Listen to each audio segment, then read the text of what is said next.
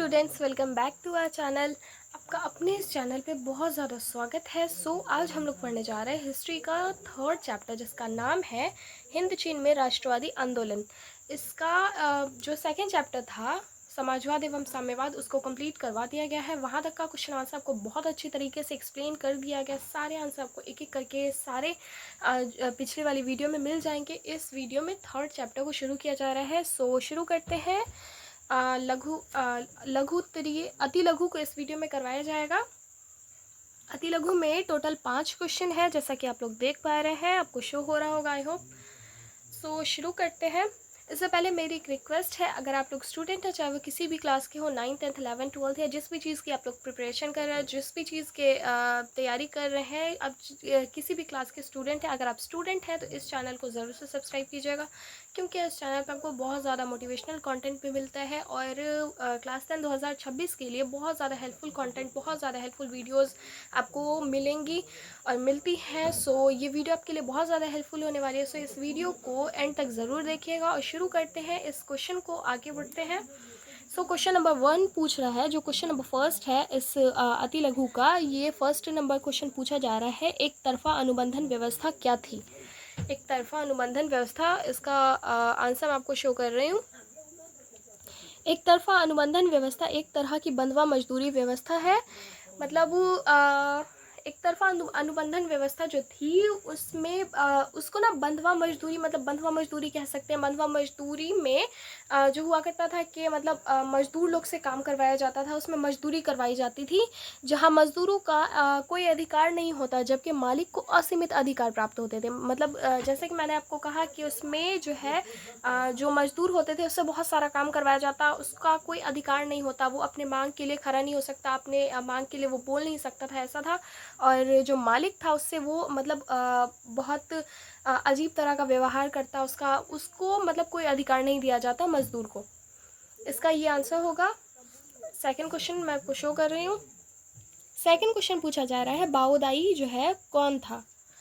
इसका आंसर है, बाओदाई अन्नाम का राजा था। 1945 में वियतनाम गणराज्य बन जाने के कारण 25 अगस्त 1945 को वह सिंहासन छोड़ लंदन पलायन कर गया। 1949 में फ्रांस ने बाओदाई को सैनिक सहायता के साथ दक्षिणी वियतनाम का शासक बना दिया। ये इसको एक्सप्लेन करने की ज़रूरत नहीं है मुझे लग रहा है। और आगे थर्ड को देखते हैं। क्वेश्चन नंबर थर्ड है, हिंद चीन का अर्थ क्या है। इसका आंसर है, ये बहुत ज़्यादा इम्पॉर्टेंट है एग्ज़ाम के पॉइंट ऑफ व्यू से, मेरा पर्सनल एक्सपीरियंस है। इसको मार्क कर लीजिएगा। शुरू करते हैं इसका आंसर।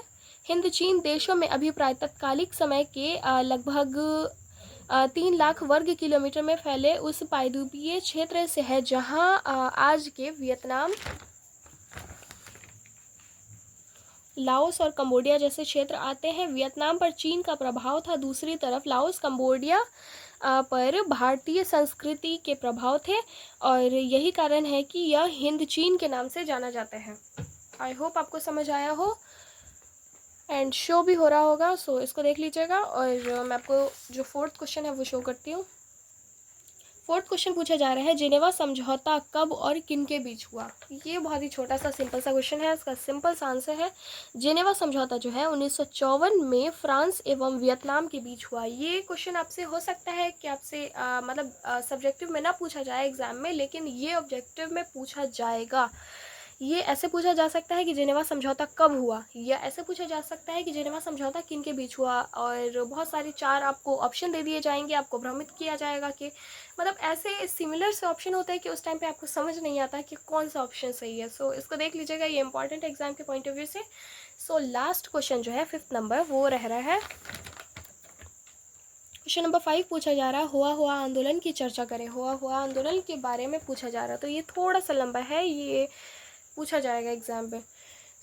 इसका आंसर है, हुआ हुआ आंदोलन जो है वो हुआ एक बौद्धिस्ट धार्मिक क्रांतिकारी आंदोलन था जो 1939 में शुरू हुआ था और जिनके नेता जो है वो हुइन फूसो थे और क्रांतिकारी उग्रवादी घटनाओं को भी अंजाम देते थे और जिनमें आत्मदाह तक भी शामिल होता है। इसको आई होप एक्सप्लेन करने की ज़रूरत नहीं है।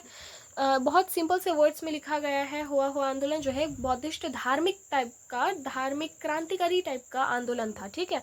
और इसमें जो है वो उसका जो नेतृत्व किया करता था, तो वो उसका नाम था हुहिन फूसो, जो कि क्रांतिकारी और घटनाओं को वो अंजाम दिया करता था। और